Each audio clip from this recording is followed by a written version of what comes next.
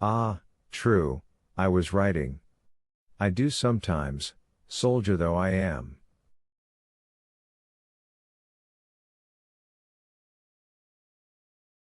Monte Cristo advanced into the room. Maximilian was obliged to let him pass, but he followed him.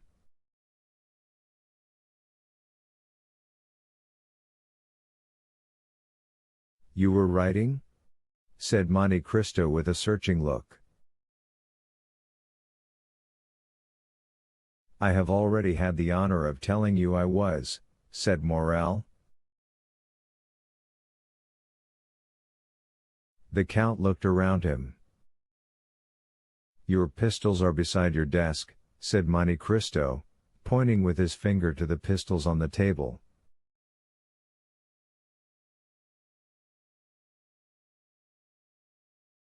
I am on the point of starting on a journey, replied Morel disdainfully.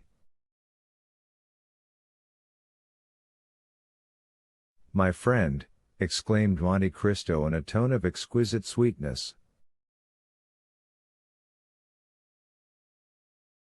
Sir? My friend, my dear Maximilian, do not make a hasty resolution, I entreat you.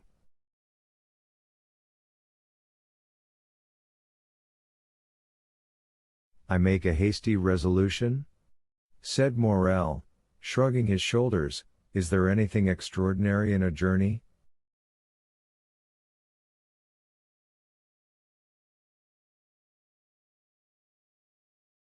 Maximilian, said the Count, let us both lay aside the mask we have assumed. You no more deceive me with that false calmness than I impose upon you with my frivolous solicitude.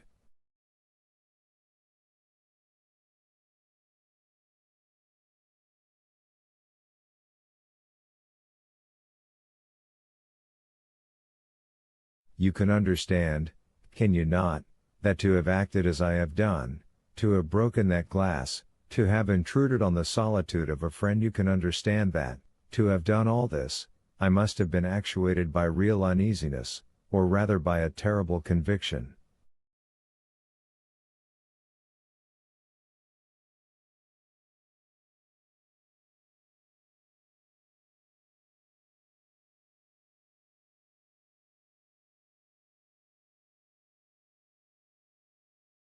Morel, you are going to destroy yourself. Indeed, Count, said Morel, shuddering, what has put this into your head?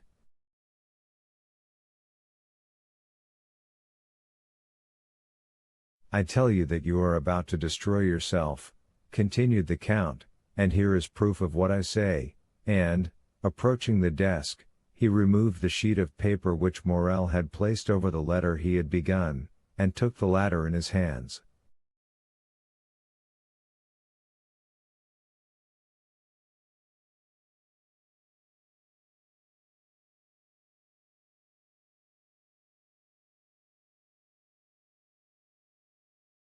Morel rushed forward to tear it from him, but Monte Cristo, perceiving his intention, seized his wrist with his iron grasp.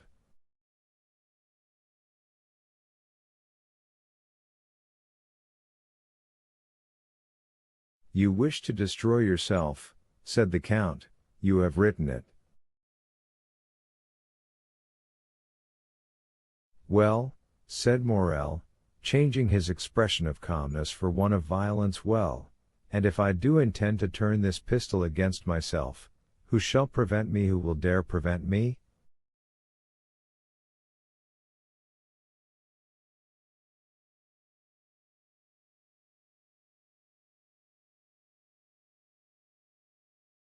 All my hopes are blighted, my heart is broken, my life a burden, everything around me is sad and mournful, earth has become distasteful to me, and human voices distract me.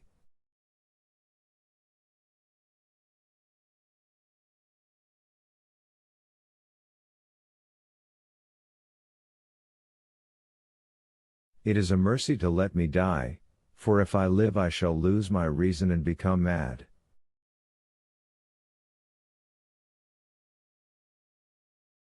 When, sir, I tell you all this with tears of heartfelt anguish. Can you reply that I am wrong?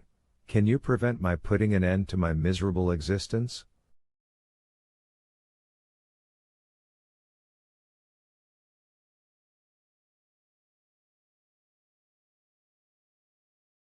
Tell me, sir, could you have the courage to do so? Yes, Morel, said Monte Cristo, with a calmness which contrasted strangely with the young man's excitement. Yes, I would do so.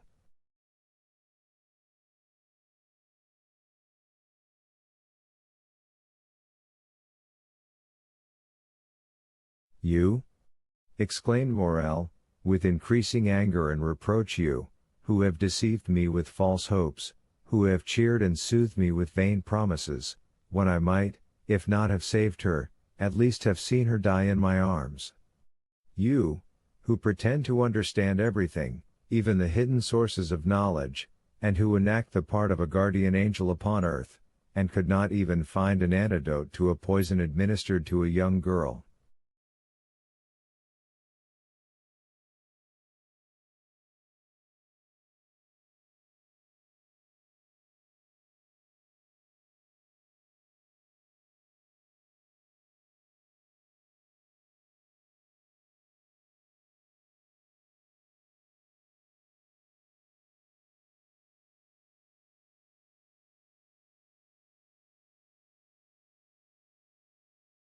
Ah, sir, indeed you would inspire me with pity, were you not hateful in my eyes.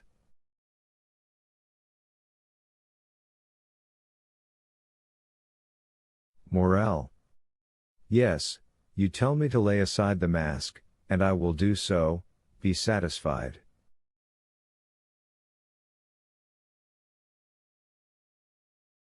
When you spoke to me at the cemetery, I answered you. My heart was softened.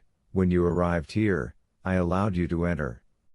But since you abuse my confidence, since you have devised a new torture after I thought I had exhausted them all, then, Count of Monte Cristo, my pretended benefactor, then, Count of Monte Cristo, the universal guardian, be satisfied, you shall witness the death of your friend. And Morel, with a maniacal laugh, again rushed towards the pistols.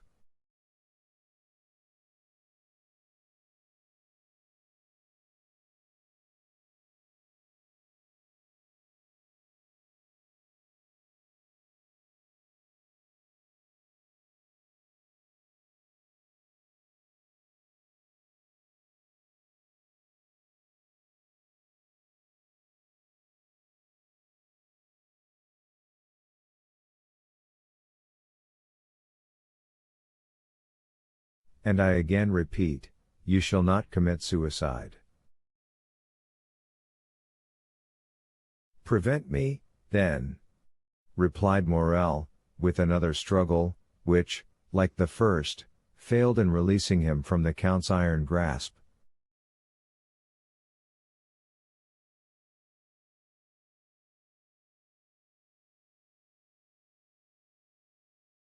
I will prevent you.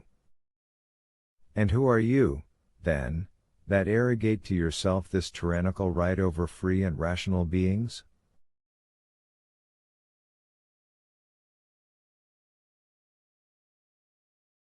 Who am I? Repeated Monte Cristo. Listen, I am the only man in the world having the right to say to you.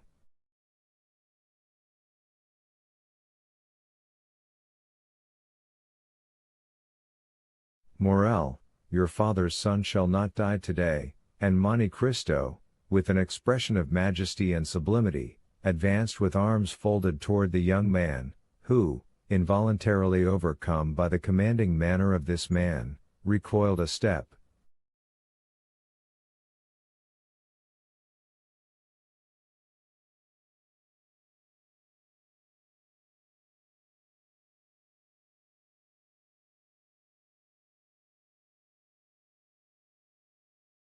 Why do you mention my father? Stammered he, why do you mingle a recollection of him with the affairs of today?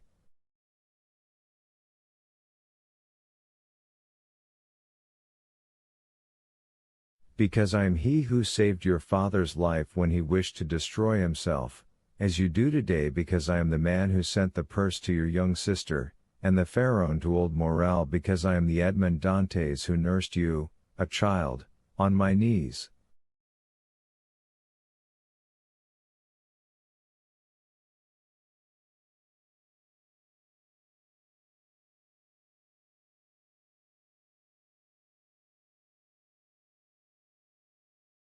Morel made another step back, staggering, breathless, crushed, then all his strength gave way, and he fell prostrate at the feet of Monte Cristo.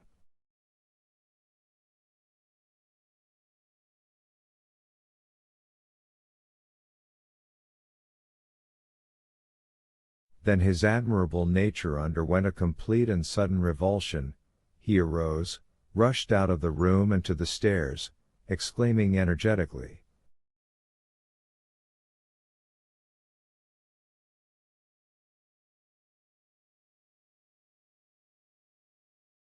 "Julie, Julie Emmanuel, Emmanuel."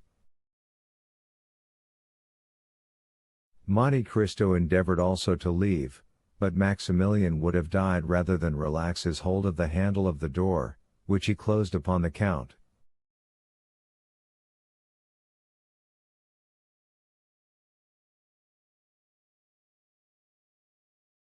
Julie, Emmanuel, and some of the servants, ran up in alarm on hearing the cries of Maximilian.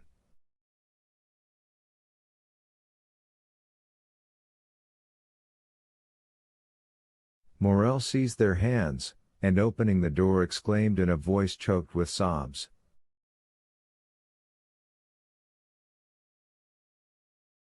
on your knees, he is our benefactor, the Savior of our Father. He is."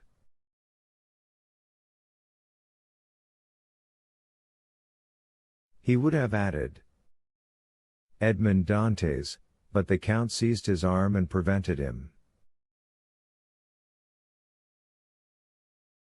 Julie threw herself into the arms of the Count, Emmanuel embraced him as a guardian angel, Morel again fell on his knees, and struck the ground with his forehead.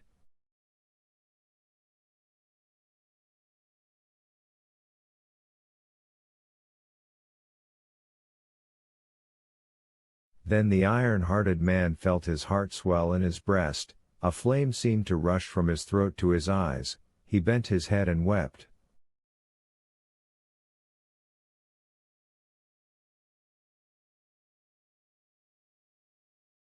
For a while nothing was heard in the room but a succession of sobs, while the incense from their grateful hearts mounted to heaven.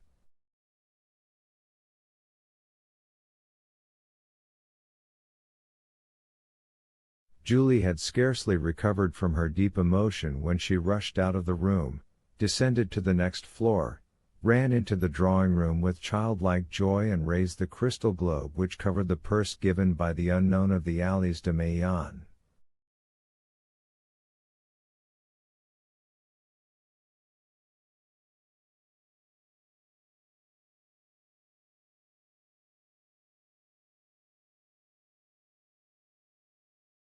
Meanwhile, Emmanuel in a broken voice said to the Count,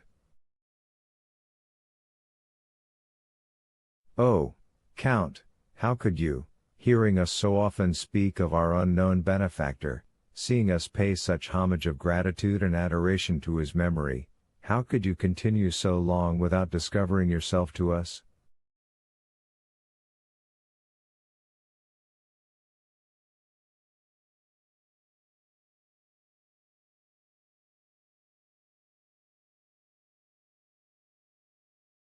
"Oh, it was cruel to us, and dare I say it? To you also."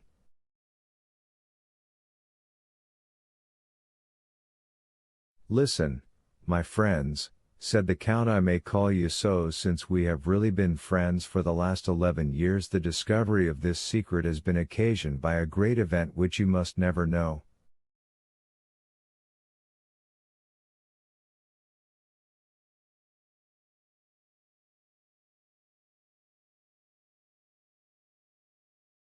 I wished to bury it during my whole life in my own bosom, but your brother Maximilian wrested it from me by a violence he repents of now, I am sure.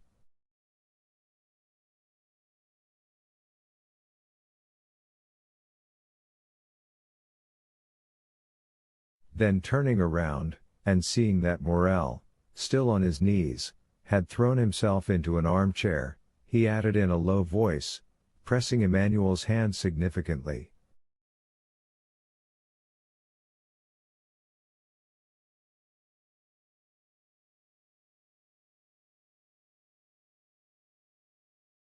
"Watch over him." "Why so?"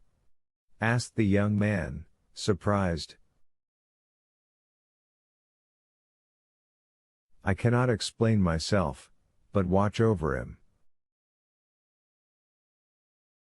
Emmanuel looked around the room and caught sight of the pistols, his eyes rested on the weapons, and he pointed to them.